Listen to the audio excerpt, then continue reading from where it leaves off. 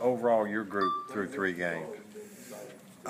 Playing with great excitement and enthusiasm, and trying to do the little things right.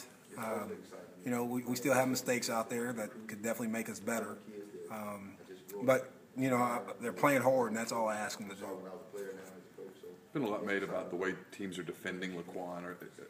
Bo even said he thought the teams were putting more emphasis on Laquan this year than maybe they even put on Dante a year ago. Are you seeing some of the same things? Yeah, they are, and that's why you see the Codys, the Quincy's, the Vinces, those guys stepping up, making plays, because there is a lot of focus on him being where he is. A lot of people don't want to leave him one-on-one because he is a big body. And I talked to him today, especially just to make sure he knows he's still a big part of this offense, but some of the success of those other guys is because of him, and that's just part of being a team. If they take one piece away, we got somebody else who got to be able to step up, and right now we are. With Cody and with Cody and Quincy and those guys making plays, do you anticipate defenses maybe starting to try some one-on-ones with Laquan? Or? I can't speak for somebody else.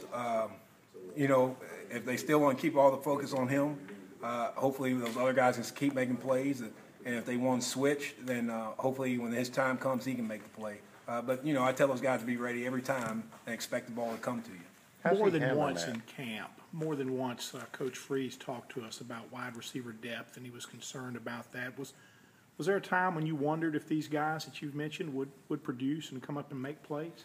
It's not that I doubted. I knew they could make plays. They're all great talent, and some of the ones that aren't playing are great talents.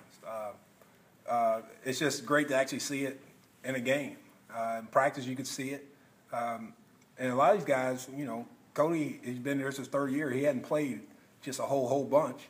Quincy has been in his 2nd year, hadn't played a whole bunch. Vince he's the old man in my room, so he's got a lot of snaps. And Quan, even though he caught a lot of balls, he's still only a sophomore. So you never know, you hear about that sophomore slump and all. You never know how they're going to react. And they're a tight-knit group, and they just keep feeding off each other, trying to be the best, which is good. What did you see out of Laquan pushing Cody since maybe 2 years ago? Did you see that as well? Quan pushing Cody? Yes. They're all the great thing about my group, especially those older guys, they're all interchangeable. And so I think as a group they try to push each other. They're always competing. Who got a pancake this week? Who had the best route? They're always trying to compete to get better and make it a competition. So I think they all feed off each other as far as pushing each other. And so I think that's why we keep getting better every week. How is Laquan handling that role since he led the team in receptions last year of not getting the ball as much? In your mind?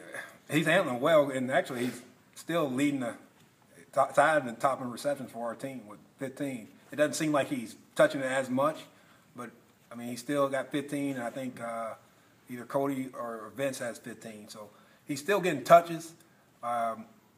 It's just not like last year because he was catching so many bubbles and screens and stuff. But he's handling it well. He understands. Right now they're taking him away, and the team's still been successful, and he's the ultimate team player. So he's been great.